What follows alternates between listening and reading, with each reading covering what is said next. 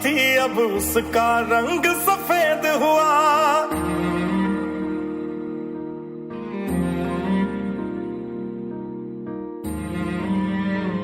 जिस तरीके से देश भर में कोरोना वैश्विक बीमारी के रूप में लगातार अपने पैर पसार रहा है, वहीं कहीं ना कहीं जो और तमाम बीमारियां हैं वो कहीं ना कहीं जो कोविड के साथ साथ और जो पेशेंट्स हैं उनको भी प्रभावित कर रही हैं। उनके अंदर जो कोविड के चांसेस है वो कहीं ना कहीं ज़्यादा बढ़ जाते हैं। हमारे साथ इन्हीं सब विषयों पर बात करने के लिए cancer specialist doctor Neeraj Tandon ji हैं। हम उनसे भी जानेंगे किस तरीके से कोविड से उनकी क्लिनिक पर जो लोग हैं उनको प्रिकॉशनल के तौर पर क्या कुछ सलाह दे रहे हैं और जब वो इलाज के लिए आते हैं तो क्या कुछ प्राथमिकता होती है। सर, पहले तो हम आपसे ये जानना चाहेंगे कि आप के यहाँ जब पेशेंट इलाज के दौरान आता है तो पहले क्या कुछ प्रिकॉशंस आपके द्वारा किए जाते हैं या आपके जो देख रेख में है उनके द्वारा किए जाते हैं? देखिए, सबसे पहले तो इम्पोर्टेंट ये है कि यदि पेशेंट को बुखार है तो हम उसको फिर एंटरटेन नहीं करते हैं।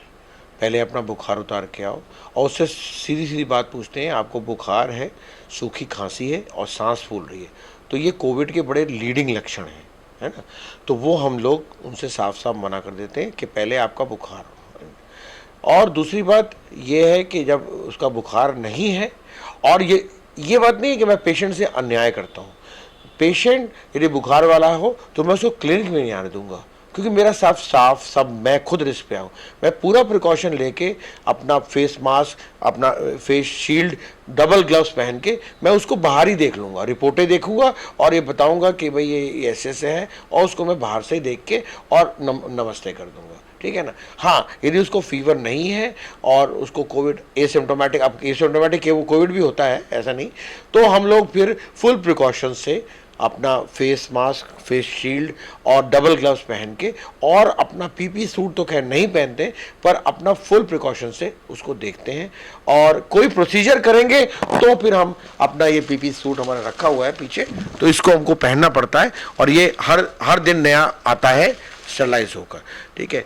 तो कोरोना से यही प्रिकॉशन है कि सबसे इम्पॉर्टेंट कि पेशेंट फीवर ना हो, और जब वो अंदर आए तो जूते बाहर उतार के आए, हाथ अपने सैनिटाइज करके आए और अपने आप मास्क पहन के आए। उसका अटेंडेंट भी हम एक ही बुलाएंगे और उसको काफ़ी दूर बिठाते हैं हम अपने से, और जो भी चीज़ें होंगी हम उसको बाहर ही, और ये हमने पूरा ये कटघरा लगा रखा है बाहर, ये देखिए, ये कटघरा हमने बाहर लगा रखा है, एक्रिलिक शीट, ये पूरा ये चैम्बर है जिससे हमारा ये एरोसॉल्स जो है ये ना आए पेशेंट से।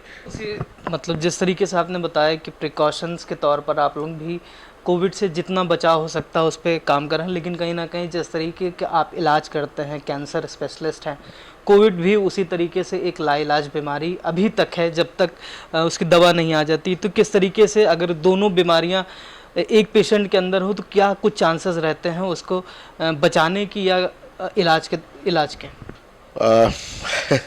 ये बहुत ही मुश्किल सवाल है। देखिए, सिंपल सी बात है, यदि कोविड से बचेगा पेशेंट तो कैंसर का इलाज होगा। देखिए, कैंसर में तो धीरे धीरे इलाज होता है, ठीक है।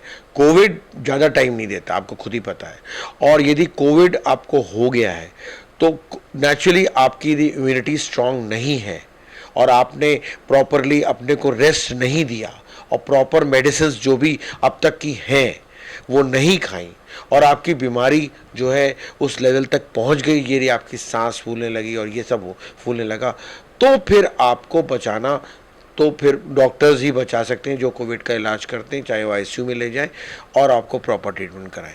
तो कोविड में इम्पॉर्टेंट है, आपको यदि कोई भी शक हो, पहले तो आप सारे प्रिकॉशंस लीजिए। हाइड्रोक्सीक्लोरोक्विन आप खा ही रहे हैं, फर्स्ट हर हफ्ते खा रहे हैं, फिर भी आपको हो जाता है एक्सपोजर, जैसे सर्जन्स को हो जाता है, या फिर हम तो खैर चलिए ऑन्कोलॉजिस्ट हैं, मेडिकल ऑन्कोलॉजिस्ट हैं, तो हमें तो उतना खतरा नहीं है, पर सर्जन्स वगैरह जो होते हैं, जो पेशेंट को ब्लड टच करते हैं, उनको तो ज़्यादा चांसेस हैं कोविड होने के। वो पीपी सूट वगैरह पूरा पहन के भी कई बार हो रहा है आजकल, ये कहा जाता है। हालांकि तो मतलब ये इंपॉर्टेंट है कि कैंसर यदि फिर भी इतना खतरनाक नहीं है जितना कोविड है, पर कैंसर में फिर भी आपके पास टाइम होता है, पर एक कोविड यदि बिगड़ गया तो मेरे को तो शायद लगता है कि अभी टाइम नहीं होता। सर, जिस तरीके से प्रदेश सरकार के गाइडलाइंस हैं उनका अनुपालन भी आप लोगों के द्वारा किया जा रहा है। तो क्या कुछ मैसेज देना चाहेंगे आप जो कैंसर के पेशेंट्स हैं या आम जनता है? देखिए, ज़्यादातर तो यही कहना चाहेंगे, जिस हिसाब से कोविड का कम्युनिटी स्प्रेड हो रहा है इस समय, तो यही कहना चाहेंगे कम से कम पेशेंट देखिए, सिर्फ इमरजेंसी पेशेंट्स को देखिए, ज़्यादा ना देखिए और कम से कम देखिए। और यदि पेशेंट मान जाए तो ऑनलाइन कंसंट्रेशन पे ज़्यादा स्ट्रेस करिए, पेशेंट को ना बुलाइए, ना उसके अटेंडेंट को बुलाइए, ज़्यादातर ऑनलाइन। और जितना भी आप, यदि उसका कोई काम करना है और तो फिर उसका कोविड का टेस्ट पे लेकर आइए, जो RT-PCR वाला जो नेज़ोफेरेंस से लिया जाता है, या फिर ब्लड का जो आजकल नया आ गया एंटीबॉडीज़ वाला, वो कराइए। और ये जब ये प्रूव हो जाए वो और उसका अटेंडेंट भी वो कोविड नेगेटिव है और पूरे प्रिकॉशन से हैं, तब आप उसका इलाज करिए, बिकॉज आपका स्टाफ भी इस समय रिस्क पे होगा।